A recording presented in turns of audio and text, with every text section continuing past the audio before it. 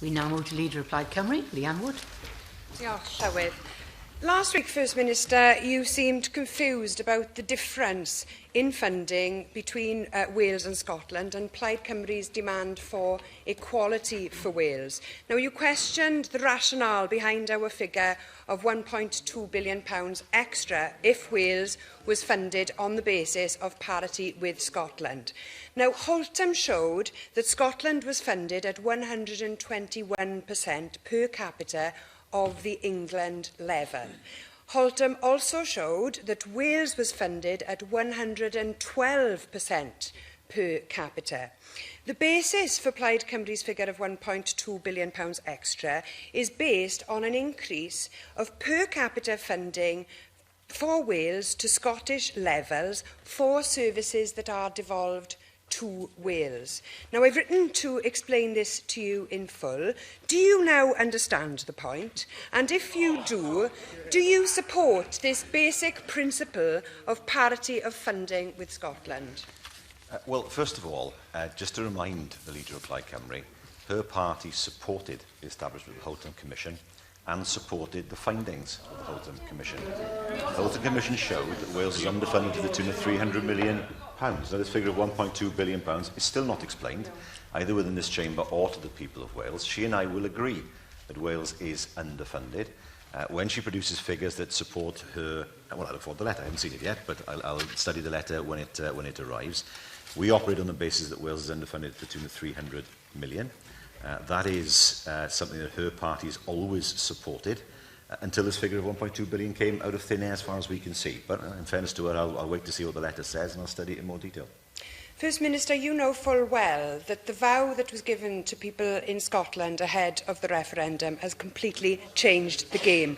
While you were standing shoulder to shoulder with the Conservatives in the No campaign in Scotland, you were agreeing to the locking in of Wales's financial disadvantage. So let's be clear, First Minister, when you talk of parity with Scotland, you don't actually mean it at all, do you? But let's look at this on your terms. I find it telling that you quote a figure of £300 million shortfall estimated in the first Holtham report. The second Holtham report estimated a gap of a minimum of £400 million. Can you tell us why you set your sights so low by quoting the lowest Holtham figure possible? It really is for Wales v Scotland, isn't it? It worked for the SNP to try and say that Labour was standing with the Conservatives in the referendum, but see if it works in Wales. That's the way that Plaid Cymru operates. I have to say to her, once again, she has not produced any evidence to support £1.2 billion. She supported, and her party supported, the Holtham Commission, its establishment and its findings. And I have to say, once again, to the Leader of Plaid Cymru, her party's position is to see the ending of any money being transferred from Whitehall or Westminster to Wales. She is either in favour of independence and financial independence, or she is in favour of more money from Whitehall. If she is in favour of the latter, I would agree with her. We want to see that Wales is funded fairly. What we don't want to see is no funding coming to Wales at all, which is her party's logical policy. You know full well that we want Wales to become an independent country.